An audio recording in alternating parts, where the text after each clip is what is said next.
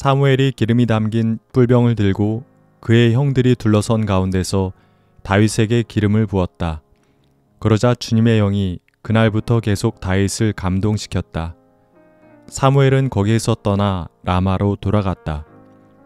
사울에게서는 주님의 영이 떠났고 그 대신에 주님께서 보내신 악한 영이 사울을 괴롭혔다. 신하들이 사울에게 아뢰었다. 임금님, 하나님이 보내신 악한 영이 지금 임금님을 괴롭히고 있습니다.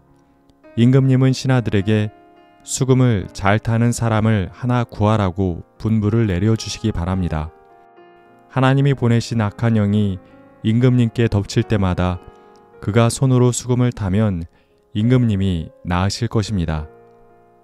젊은 신하 가운데 한 사람이 대답하였다. 제가 베들레헴 사람 이새에게 그런 아들이 있는 것을 보았습니다. 그는 수금을 잘 탈 뿐만 아니라 용사이며 용감한 군인이며 말도 잘하고 외모도 좋은 사람인데다가 주님께서 그와 함께 계십니다. 사무엘기상 16장 13절에서 16절 말씀과 18절 말씀. 사울은 초기에 참 좋은 지도자였습니다.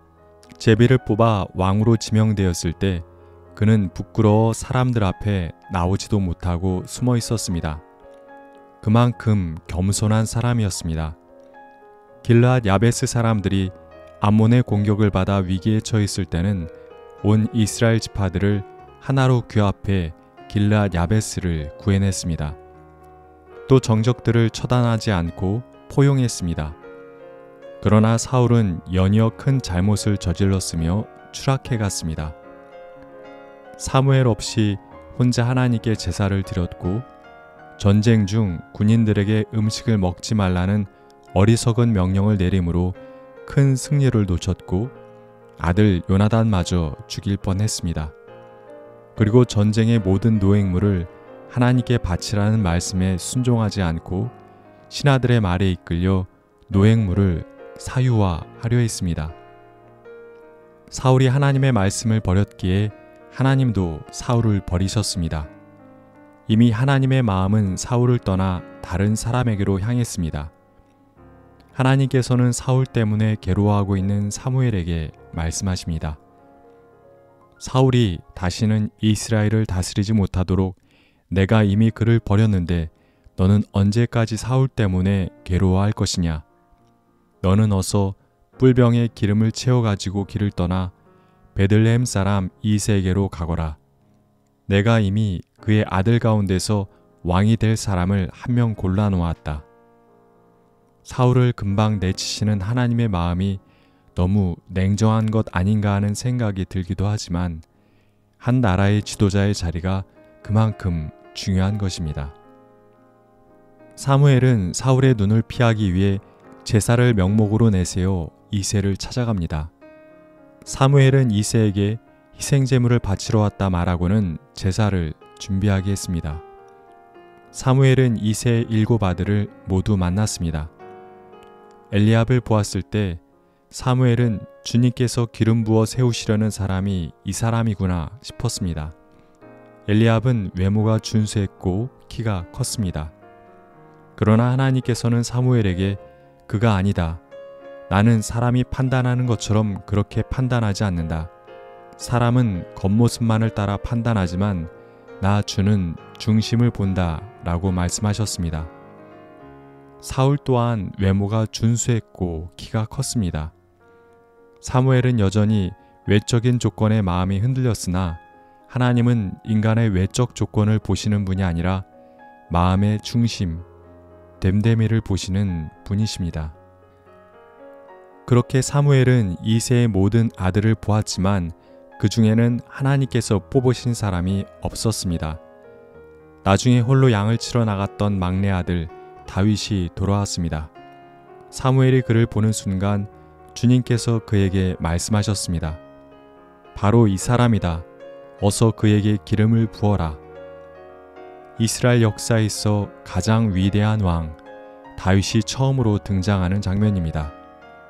사무엘이 부은 기름이 다윗의 머리에 부어졌을 때 주님의 영이 다윗에게 임했고 그날부터 계속 주님의 영이 다윗을 감동시켰습니다.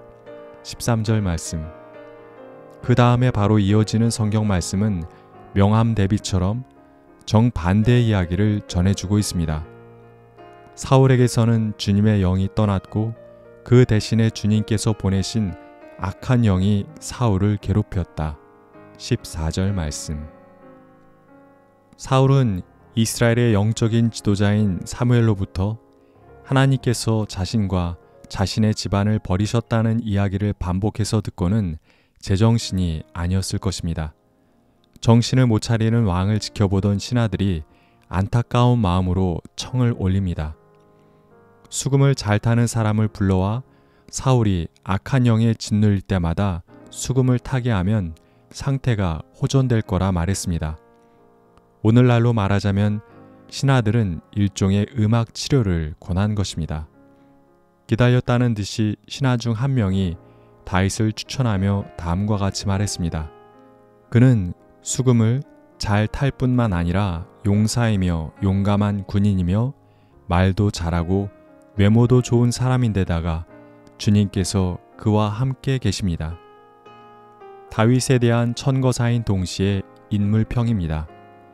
훌륭한 수금 연주자, 용사, 언변이 뛰어난 사람, 게다가 미남. 다윗은 어느 하나 빠지는 것이 없는 매력적인 사람이었습니다. 그러나 그 모든 인간적인 능력들보다 중요한 점은 하나님께서 그와 함께 하시는 사람이었다는 점입니다. 그런데 다윗을 추천한 신하는 다윗의 어떤 점을 보고 다윗을 하나님이 함께 하시는 사람이라고 말했던 것일까요?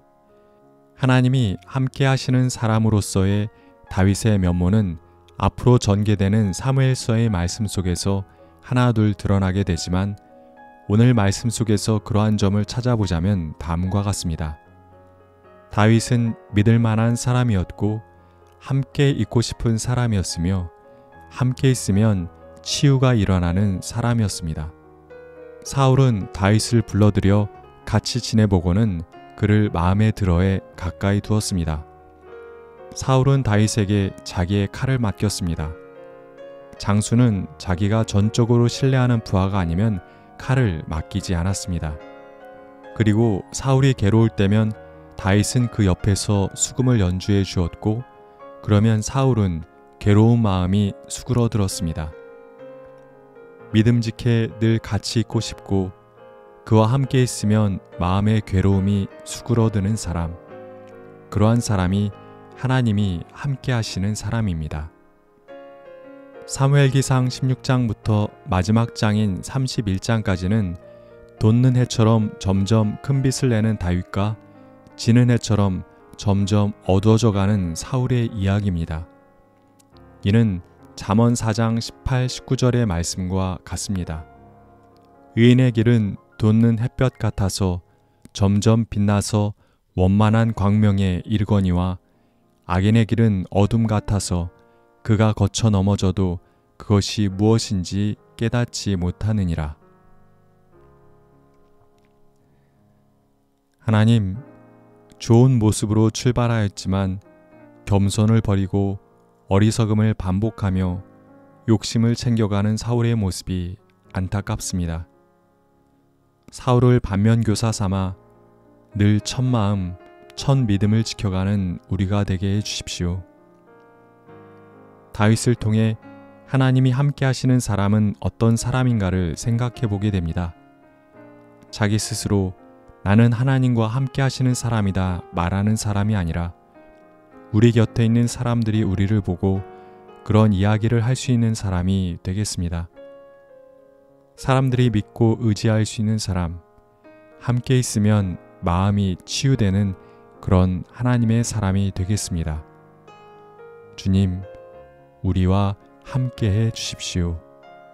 아멘.